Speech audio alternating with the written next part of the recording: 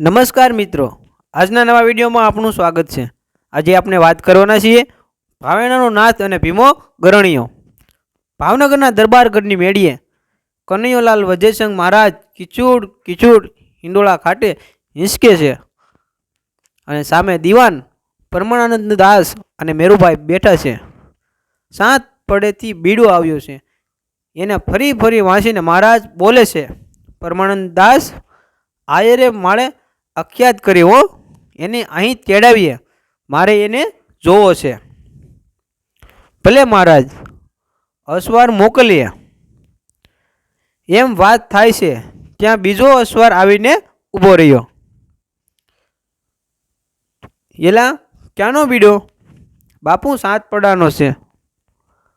ઉગાડો, જટ ઉગાડો। પરમાનંદ દાસ વાંચે છે ને મહારાજ સાંભળે છે। લખ્યું હતું કે ભીમા ગરણીયાએ બીજી વાર મહારાજને રૂડા દેખાડ્યા છે। 150 અસવારને એકલે તગડી ધણ પાછું વાળ્યું છે અને સાંભળા ફાણી ફગ સાંગની અણીએ ઉતારી લઈ જીવતા જવા દીધા છે। વજા મહારાજની છાતી પહોળી થવા માંડી। પાસાબંધી અંગરખું પહેર્યું છે, એની કસો તૂટી પડી।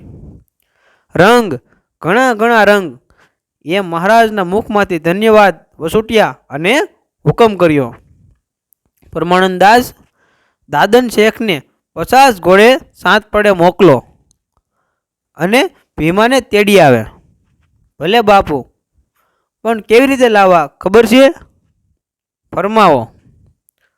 પ્રથમ તો એને જે પગ ઉપાડી લીધી છે તે સાથે લેતા આવવી, અને બીજું 7 પડાને ભાવનગર વચ્ચે આપણા જેટલા ગામ આવે છે એ દરેક ગામને ચોરે વસ્તીને ભેળી કરી અને કસુંબા કાઢી ભીમા ગરણીયાના પરાક્રમને ચર્ચા કરીને દેખાડવું।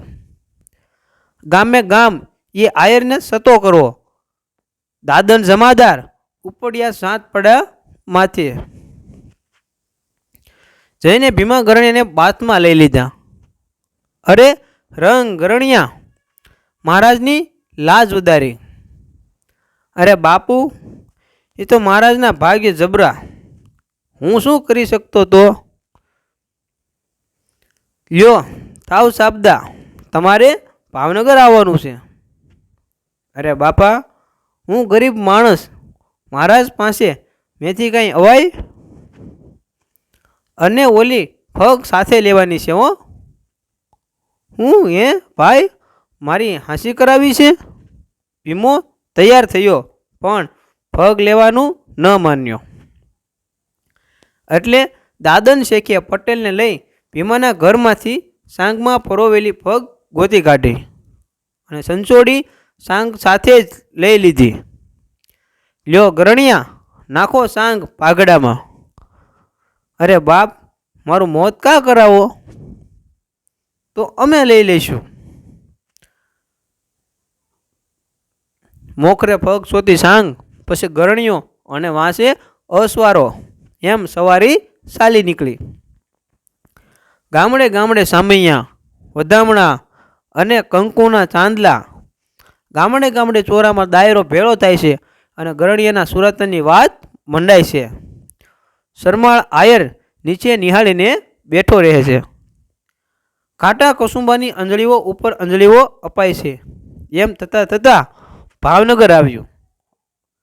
શરમાતે પગલે ગરણીયો મેડી ઉપર ચડવા માંડ્યો અને જે ઘડીએ દાદરા ઉપર એ સુરવીરનું ડોકું દેખાણું તે જ ઘડીએ ગાદી ઉપરથી 4 પલ્લા ઝાટકીને 1800 પાદરનો ધણી ઊભા થઈ ગયા।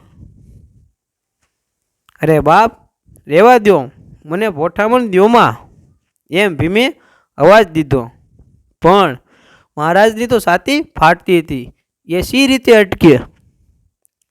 8 કદમ સામા ચાલ્યા।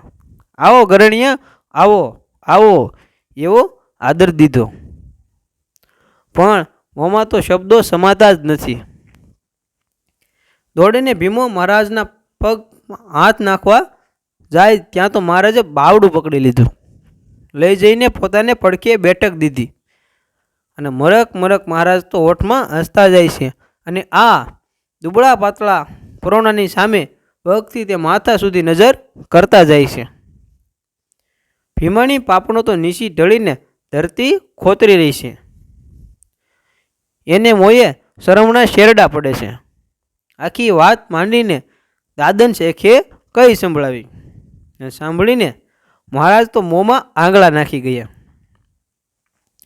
ગરણિયા, મહારાજે પૂછ્યું, શું દરબાર તમને પાળે છે? ના બાપુ, હું તો વડિયા તાબે અકાળા ગામનો વાસી છું. અહીં તો સગાવલોટે આવ્યો હતો. ઠીક, મેરુજી, તાંબાનું પતરું મંગાવો. મહારાજે વજીરને કહ્યું. તાંબાનું પતરું આવ્યું. લખો, 4 સાતીની જમીન, 2 વાડીનો કોષ અને રાજની ગાદીએ દીવો રહે ત્યાં સુધી ભીમા ગરણિયાના વંશ ના ખાય. અને લેખ લખાણો.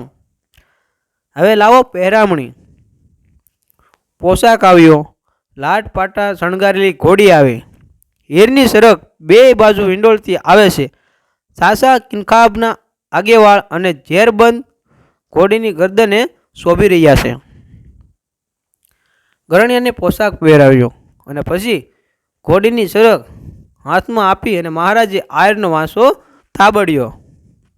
બોલ્યા, ભીમા ગરણિયા, તમારી વૃદ્ધ અવસ્થા છે એટલે તમારે કાંઈ નોકરી નથી કરવાની. ખાઓ પીવો અને આનંદ કરો. અસવારો જઈને ગાજતે વાજતે ભીમાને સાત પડે મૂકી આવ્યા.